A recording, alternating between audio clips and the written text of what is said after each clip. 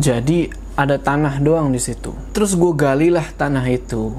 Dan ya, akhirnya gue nemuin apa yang bikin hidup gue sama Lia sengsara.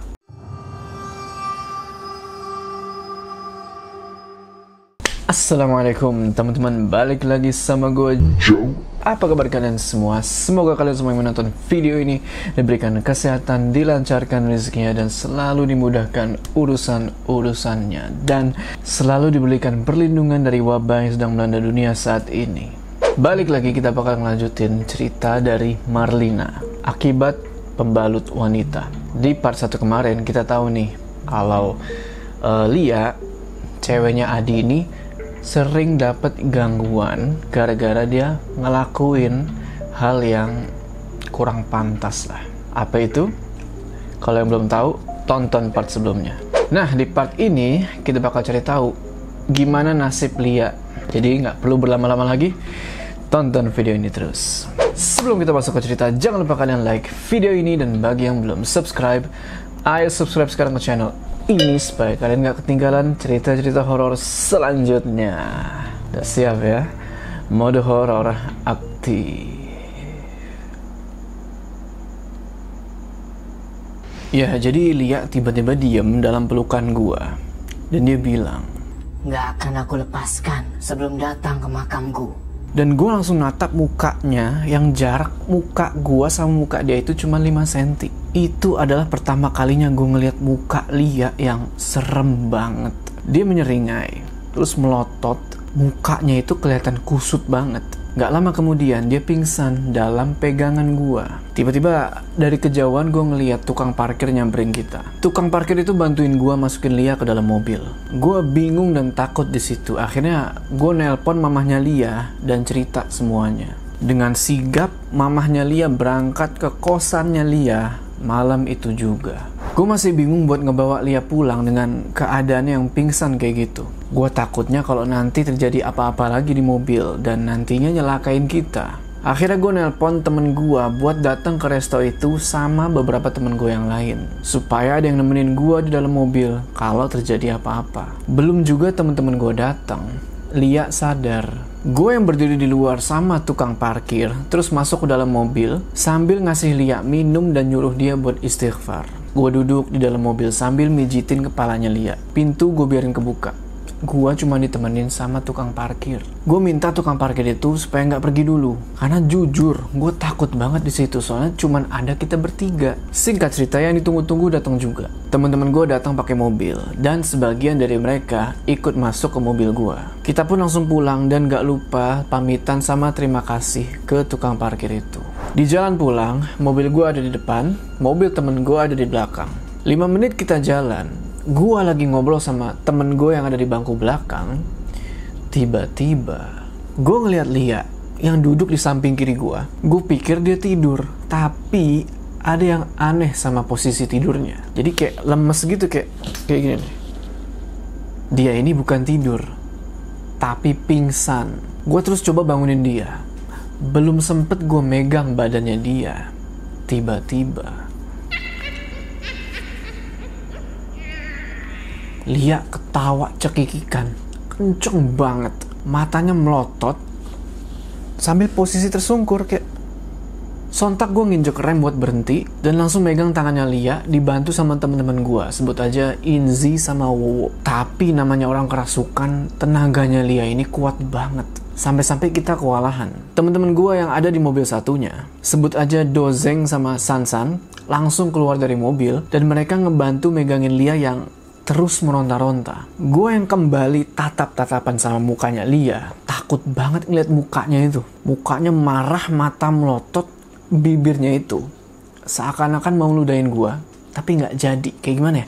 Kayak kita semua panik dan cuma bisa doa. Kebetulan waktu itu jalanan sepi banget, nggak ada orang. Ya maklum lah, jam 12:30 malam. Cuman ada beberapa kendaraan doang yang lewat. Nggak berapa lama Lia pingsan lagi. Dan gue jadi sedih ngeliat keadaannya yang kayak gitu. Gue cuma bisa doa supaya kita bisa cepet-cepet lepas dari masalah ini. Tiba-tiba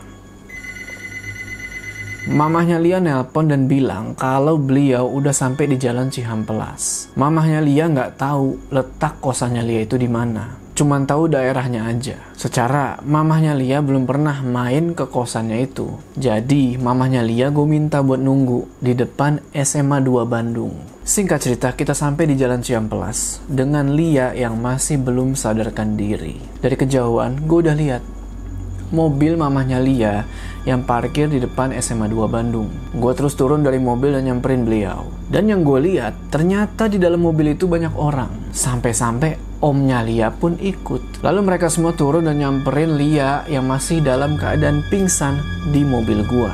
Mamanya terus nyuruh gue buat mindahin Lia ke mobilnya sambil bilang, "Adi, Lia mamah bawa pulang dulu ya, karena keadaannya sedang gak baik." Gua pun ngeiyain kata-kata beliau, tapi dalam hati gue gak tega kalau gak nemenin Lia dalam keadaan kayak gitu. Akhirnya gue ngeberaniin diri bilang ke mamahnya kalau gue mau ikut, dan teman-teman gue pun bilang kalau mereka siap ngebantu dan nemenin gue. Gue lega banget di situ. Kita berangkat ke rumahnya Lia dan baru sampai sekitar jam 1:30 malam.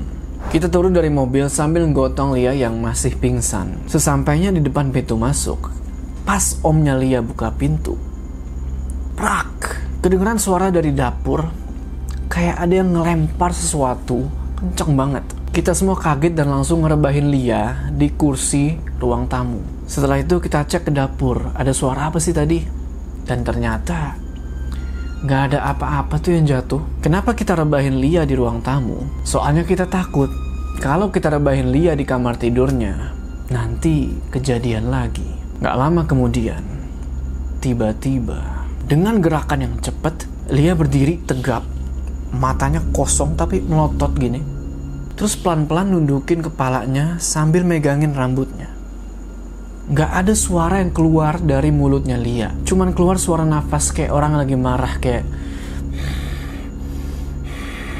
Saat itu gue bener-bener takut banget ngelihat Lia yang jadi kayak gitu. Tiba-tiba mamanya Lia ngedeketin dia sambil ngusap-ngusap kepalanya. Sambil nangis, mamanya bilang, "Siapapun kamu yang berada di dalam tubuh anak saya, cepat keluarlah. Karena saya ibunya tidak rela melihat anaknya seperti ini." Tiba-tiba Lia geleng-geleng. Dan setelah itu ketawa cekikikan, kenceng banget. Kita semua gak ada yang berani ngedeket, kecuali mamahnya Lia. Tanpa disadari, ternyata suara cekikikannya Lia ngebangunin tetangga-tetangga. Dan akhirnya para tetangga pun datang. Tetangga pada kaget ngelihat Lia saat itu. Akhirnya salah seorang tetangga manggil orang pinter yang kebetulan rumahnya itu nggak jauh dari rumahnya Lia. Nggak lama kemudian setelah dipanggil, orang pintar itu datang dan nyamperin Lia. Lia yang masih berdiri, dibacain doa. Terus dia jerit kesakitan, abis itu pingsan. Terus kedengeran lagi nih, suara barang yang dilempar. Prak! Tapi kali ini suaranya itu dari dalam kamarnya Lia, bukan dari dapur. Bapak yang nyembuhin Lia pun bilang kalau makhluk yang ngerasukin Lia ini kuat banget. Dan beliau nggak sanggup buat nyembuhin total. Beliau cuma bisa nyembuhin sementara doang. Ya udah kan tuh, mau gimana lagi? Kita pun berterima kasih sama bapak itu. Terus kita coba buat ngedeketin Lia. Nggak lama kemudian, Lia sadar dengan kondisi yang capek banget. Kita semua kumpul di ruang tamu, nungguin Lia. Dan nggak terasa azan subuh berkumandang. Sampai akhirnya matahari pun muncul. Lega lah gue di situ. Kita semua masih kumpul di rumahnya Lia sampai hampir siang. Kecuali omnya Lia. Kita masih kumpul di ruang tamu. Ada yang udah tidur, ada yang masih melek. Saking seremnya suasana saat itu, ke kamar mandi aja, gua sama teman-teman gua mesti saling anter. Gak ada yang berani sendirian. Lucunya lagi, kalau nganterin si Inzi sama Dozeng, kita juga harus masuk ke dalam kamar mandi. Saking ketakutannya mereka. Untungnya kondisi Lia berangsur-angsur membaik. Dan dia terlihat normal lagi kayak biasanya. Gak lama kemudian, omnya Lia datang lagi ke rumah. Cuman kali ini, dia bawa seseorang yang gak gua kenal. Setelah berkenalan, ternyata orang itu adalah orang yang pengen ngobatin Lia, katanya. Lia terus dikasih doa-doa sama air dari botol sama orang itu. Terus orang itu bilang, "Udah, jangan takut. Udah saya pagari si Neng ini. Udah boleh balik ke kosan. Udah boleh. Makhluk itu gak akan ngikutin Neng lagi."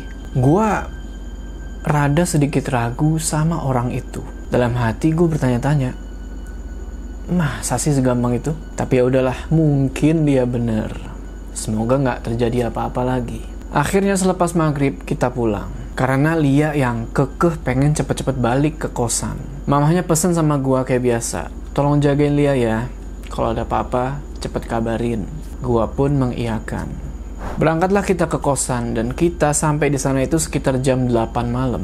Karena jalanan agak macet saat itu. Kita terus masuk ke kamarnya sambil bercanda-bercanda supaya suasana jadi cair lah. Kira-kira jam setengah 10 malam, teman-teman gue pada pamit karena mereka kecapean. Tapi gue berencana buat nemenin Lia, karena gue takut nanti terjadi apa-apa lagi.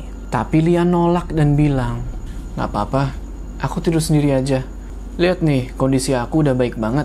Dan aku udah gak ngerasa serem lagi karena udah dikasih doa sama si bapak tadi." Dalam hati gue, keras kepala banget sih nih cewek.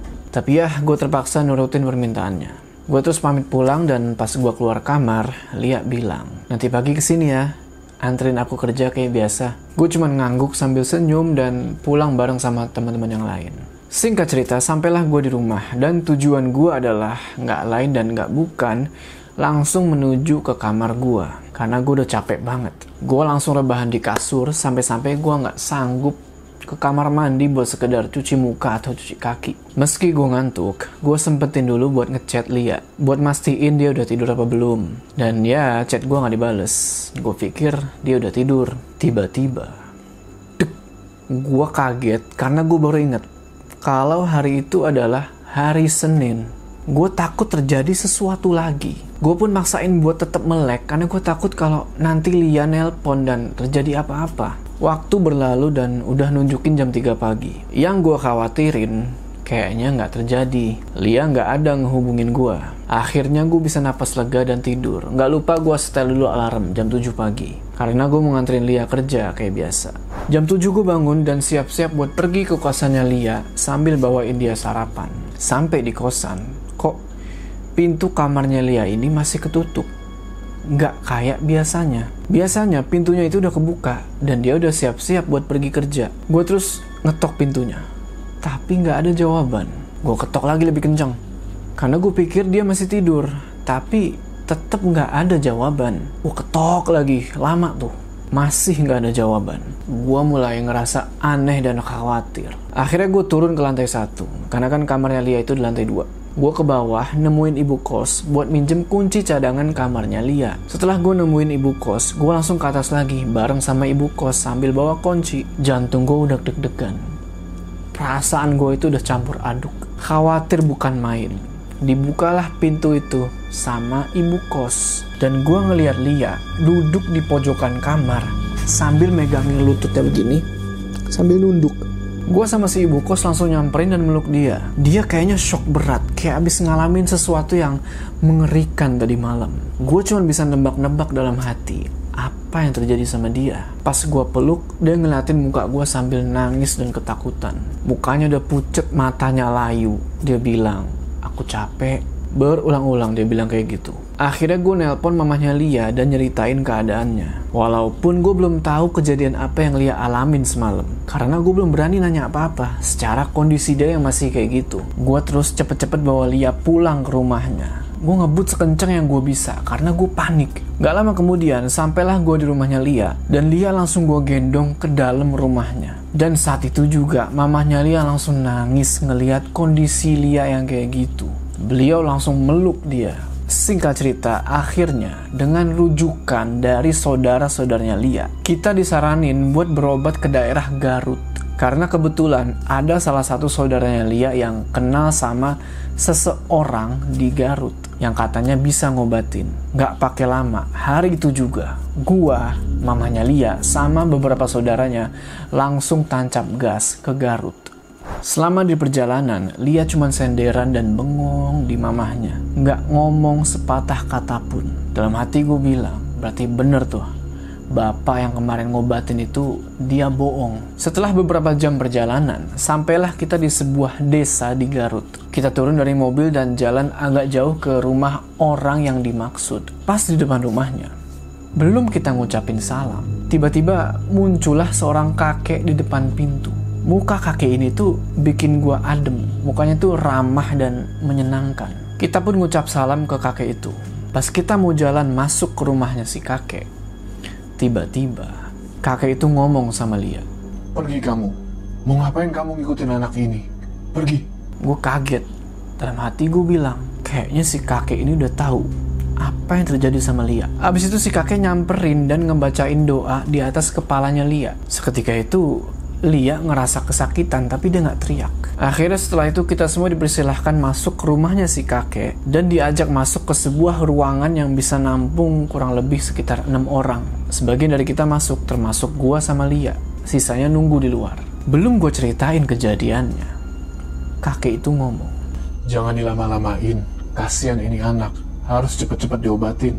setelah itu nggak tahu gimana caranya, si kakek ini manggil makhluk itu terus dimasukin ke badannya Lia. Seketika ruangan itu jadi dingin dan Lia berubah jadi seperti orang lain. Lia yang udah dirasuki sama makhluk itu nangis sambil bungkuk dan ngomong, Saya sakit hati sama anak ini. Anak ini sudah mengotori tempat saya. langsung gue inget sama pembalut yang Lia buang dan hilang di kamar mandi itu. Gak lama kemudian makhluk itu pergi dan gue ceritalah semua kejadiannya sama si kakek itu. Dan kakek itu senyum terus bilang, temuin nenek-nenek itu. Ya, nenek siapa lagi yang dimaksud kalau bukan nenek itu. Kakek itu juga nyuruh gue buat nanyain di mana makamnya. Kalau udah tahu makamnya, cepat pergi ke sana. Setelah itu Lia didoain lagi sama kakek itu dan kita balik ke Bandung. Di perjalanan pulang, keadaan Lia udah mulai membaik dan gue nanya ke dia, ada apa semalam itu? Akhirnya Lia cerita, kalau malam itu yang pas gue chat dan dia nggak bales, ternyata dia itu nggak tidur. Yang terjadi adalah Lia lagi ngeliat makhluk itu tepat di depan matanya. Jadi kosannya Lia yang baru itu punya kamar mandi di dalam kamar. Nah, pintu kamar mandinya itu kebuka. Dan ada makhluk itu lagi berdiri. Mukanya pucat biru, lidahnya ngejulur. Dan tatapannya itu marah ke Lia. Terus pintu kamar mandi itu nutup dengan sendirinya. Dan kedengeran suara dari dalam lagi mukul-mukul pintu itu. Terus pintunya kebuka lagi, muncul makhluk itu lagi, ketutup lagi, digedor-gedor lagi, kebuka lagi, gitu-gitu terus sampai azan. Lia bilang kalau dia nggak bisa ngapa-ngapain. Teriak aja susah. Yang bisa dia lakuin cuma tutup mata sama tutup telinga. Dengar Lia cerita kayak gitu, gue merasa geram sama itu makhluk. Karena menurut gue itu udah keterlaluan. Sesampainya di Bandung, gue gak pakai berlama-lama. Gue langsung tancap gas pergi ke kosan yang lama buat nemuin nenek-nenek itu. Waktu itu udah jam 9:30 malam. Tapi gue gak peduli. Ya, meski ada rasa takut pas gue mau masuk ke kosan itu, gue kebayang-bayang sama kejadian di situ. Tapi kesembuhan Lia lebih penting buat gue. Gue terus ngeberaniin diri buat ngetok pintu rumah yang posisinya itu persis di samping kosan. Dan ya, akhirnya nenek itulah yang keluar. Gue kaget dan takut ngeliat mukanya. Dan nenek itu juga bengong ngeliatin gue. Terus gue ngeberaniin diri buat nanya ke beliau, Nek, masih ingat saya? Ya, saya masih ingat. Ada yang mau saya tanyakan sama nenek? Si nenek terus nyuruh gua buat duduk di kursi terasnya. Dan beliau bilang, Kenapa, Dek? Kamu pindahan gak bilang-bilang? Gak sopan. akhirnya gue ceritalah semua kejadian yang menimpa gua sama Lia. Nenek itu cuman senyum, kayak nyepelein gua. Kayak, Dia diem sebentar sambil ngeliatin gua. Gak lama kemudian, beliau ngomong dengan nada yang keras dan muka yang marah. Makanya, jadi orang tuh jangan jorok dan seenaknya. Gali tuh sama kamu. Bawa pergi sana. Nenek itu ngomong gali sana sambil nunjuk ke arah kosan. Gue bingung kan, nenek ini maksudnya apa? Gue tetap berusaha buat sopan dan nanya lagi ke beliau, maksud nenek apa? Nenek itu bilang, Ambil sama kamu kotoran pacar kamu. Gali sana di bawah ranjang kamar si Marlina. gue makin bingung dan takut. Dan buat ketiga kalinya, gue nanya lagi ke nenek itu, maksud nenek apa? Saya nggak ngerti. Lalu tanpa ngomong apa-apa, nenek itu langsung narik tangan gua dan ngebawa gua pergi ke kamar itu. Pas sampai di depan kamar itu, wush, seketika ada angin yang berhembus dan badan gua langsung lemes. Rasanya gue pengen lari dari situ, tapi tekad gua buat nyembuhin Lia itu lebih gede daripada rasa takut gua. Terus nenek itu melotot ke gua dan bilang, Masuk kamu. Gali di bawah ranjang itu, lalu kamu ambil kotoran pacar kamu. Gue diem sebentar. Pikiran gue campur aduk. Akhirnya gue doa dan ngeberaniin diri. Gue jalan pelan-pelan ke depan pintu dan gue buka pintunya. Pas gue masuk, ya bisa dibayangin lah sama kalian. Kamar itu gelap dan bau apek. Gue udah gemeteran. Keringet gue udah keluar semua. Nggak tahu kenapa ranjang itu serem banget. Gue diem lumayan lama sebelum akhirnya gue bergerak mendekat ke ranjang itu. Seketika itu juga gue inget sama kejadian pas gue ngeliat makhluk itu dari lubang kunci. Yang jelas gue takut banget dan rasanya gue pengen pingsan aja udah. Terus gue nurunin badan gue di samping ranjang itu dan sempet nengok ke belakang buat ngecek nenek itu masih ada apa enggak. Dan ternyata nenek itu masih berdiri di depan pintu sambil ngawasin gue. Ya seenggaknya gue bisa agak tenang lah karena ada manusia di luar sana. Gue terus masuk ke bawah ranjang dengan badan yang kayak kesemutan, geter semua. Kalau dihitung rasa takut gue waktu itu dari level 1 sampai level 10, udah level 10 rasa takut gue. Pas gue di bawah ranjang itu, gue nemuin satu kotak ubin yang udah kelepas. Jadi ada tanah doang di situ. Terus gue galilah tanah itu. Dan ya, akhirnya gue nemuin apa yang bikin hidup gue sama Lia sengsara. Gue dapet sebuah pembalut yang masih ada darahnya dan udah kecampur sama tanah. Gue ambillah pembalut itu. Gue udah gak peduli mau jijik apa enggak. Dan kenapa gue gak geser aja itu ranjang? Jadi gak bisa, karena ranjang itu udah dipatenin ke tembok.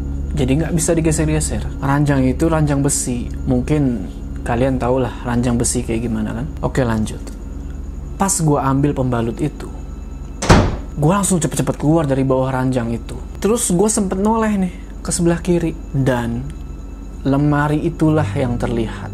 Bukan lemarinya yang bikin gue takut, tapi apa yang ada di atas lemari itu bikin rasa takut gue yang tadinya level 10 jadi level 30. Lemari itu nggak tinggi, jadi gue bisa lihat dengan jelas kalau di atas lemari itu ada seutas tali tambang dialesin pakai kain putih dan sebuah bandana warna merah.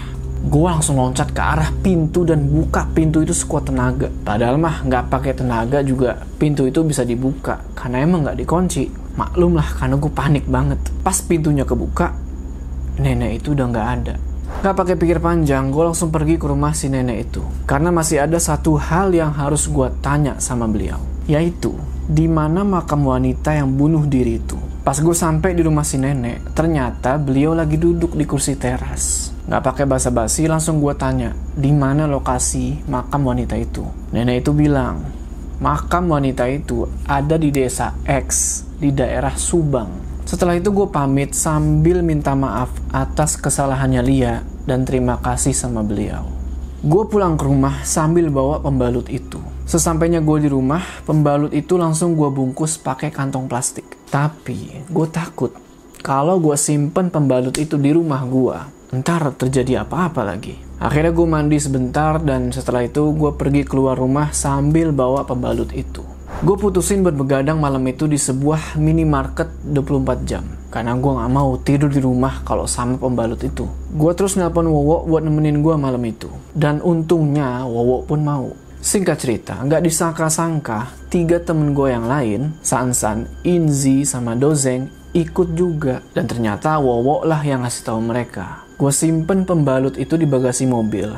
Dan gue terus ngobrol sama teman-teman gue. Gue ceritain lah apa yang barusan gue lakuin di kosan itu. Sebagian dari mereka ada yang ngetawain gue dan sebagian dari mereka ada yang bengong mendengar gue cerita. Gak terasa matahari keluar dan lagi-lagi sinarnya itu bikin gue tenang. Setelah itu gue pergi ke rumahnya Lia dan gue ngasih tahu dia apa yang udah gue dapet. Gue sampai di rumahnya itu sekitar jam 9 pagi. Gue terus masuk ke dalam dan ketemu sama mamahnya dan keluarganya. Gue ngasih tahu mereka sesuatu yang gue bawa di kantong kresek, yaitu pembalutnya si Lia. Lia sama keluarganya kaget dan nanya gue, dari mana gue dapetin pembalut itu?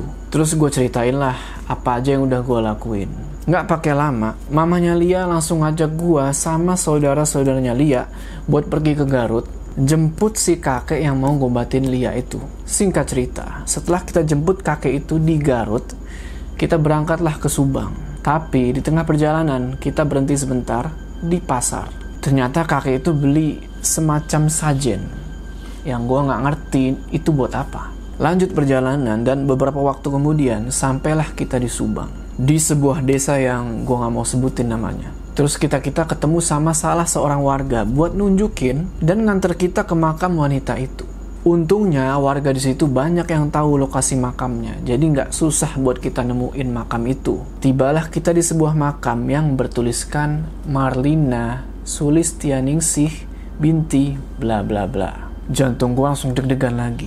Seketika gue inget semua kejadian yang udah gue alamin sama Lia. Duduklah kami sama si kakek itu di samping makam tersebut sambil berdoa. Lia terus tiba-tiba nangis sejadi-jadinya sambil bilang, "Maaf, maaf, maaf, maafin aku Marlina." Setelah si kakek selesai berdoa, dia terus nyiramin air bunga ke makam tersebut. Dan habis itu kita pulang. Tapi ada satu hal yang masih mengganjal. Pembalut itu mau digimanain? Akhirnya gue kasihin pembalut itu ke si kakek. Gue nggak tahu apa yang kakek itu lakuin ke pembalut tersebut, tapi setelah itu pembalut tersebut dikasihkan ke Lia. Dia disuruh buang pembalut itu ke sungai yang mengalir deras, tapi dengan syarat badannya harus membelakangi sungai. Oh iya, pembalut itu dibungkus sama si kakek pakai kain kafan. Akhirnya gue nemenin Lia buat ngebuang pembalut itu di sebuah sungai di Bandung. Setelah Lia udah minta maaf di makam, pembalutnya udah dibuang dan udah didoain sama si kakek, beliau pesen sama Lia buat rajin-rajin ibadah dan hati-hati kalau cari tempat tinggal. Dan yang lebih penting lagi, hati-hati kalau buang bekas pembalut. Sampai saat ini kejadian menyeramkan itu udah gak pernah muncul lagi. Lia pun bertahan kurang lebih sekitar 2 tahun di kosan barunya itu. Oke teman-teman, gimana tuh tadi ceritanya? Tulis pendapat kalian di kolom komentar ya. Semoga kita semua, terutama yang cewek-cewek nih, bisa ngambil pelajaran dari cerita ini. Jangan buang bekas pembalut sembarangan. Sebelum kita berpisah, jangan lupa kalian like video ini, dan bagi yang belum subscribe, ayo subscribe sekarang ke channel ini supaya kalian gak ketinggalan cerita-cerita horor selanjutnya. Gua Jo, sampai ketemu di cerita selanjutnya.